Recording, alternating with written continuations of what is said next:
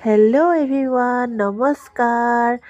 আজি মই আলু পিটিকা বনাইছোঁ। গা ভাল লগা নাই, মোৰ ঠাণ্ডা লাগি একেবাৰে চৰ্দি হৈ আছে। এতিয়া মই হেতা এখনত অলপ জালুকৰ গুড়া থেতেলিয়াই পেলাই তাতে অলপ কেঁচা মিঠাতেল দি অলপ গৰম হ'বলৈ দিছোঁ, যাতে জালুকৰ কেঁচা গোন্ধ গুচি যায়।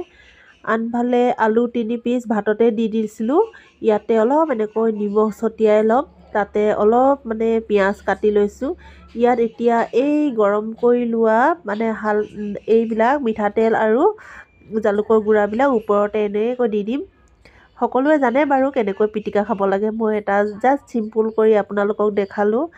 এনেকৈও খাব পাৰে। যদি গা ভাল লগা নাই, ঠাণ্ডা লাগে, তেনেহ'লে এনেকৈ খালে গা গৰম লাগিবই বাৰু, উঠি যাব। জালুকে বহুতখিনি গা গৰম কৰে। সেইবাবে এনেকৈ মই খাবলৈ মন গ'ল। একেবাৰে মুখখন সোৱাদ লগা নাই বুলি আলু পিটিকাই বনালোঁ।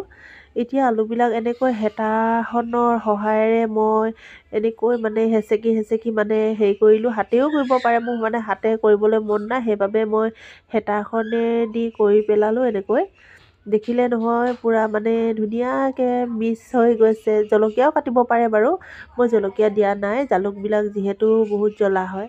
এয়াই আৰু সৰু এটা ভিডিঅ' আপোনালোকৰ আগত শ্বেয়াৰ কৰিলোঁ। যদি ভিডিঅ'টো ভাল লাগে, লাইক, কমেণ্ট আৰু শ্বেয়াৰ আৰু ছাবস্ক্ৰাইব কৰি দিব বুলি আশা ৰাখিলোঁ। আজিলৈ আহোঁ, বাই বাই।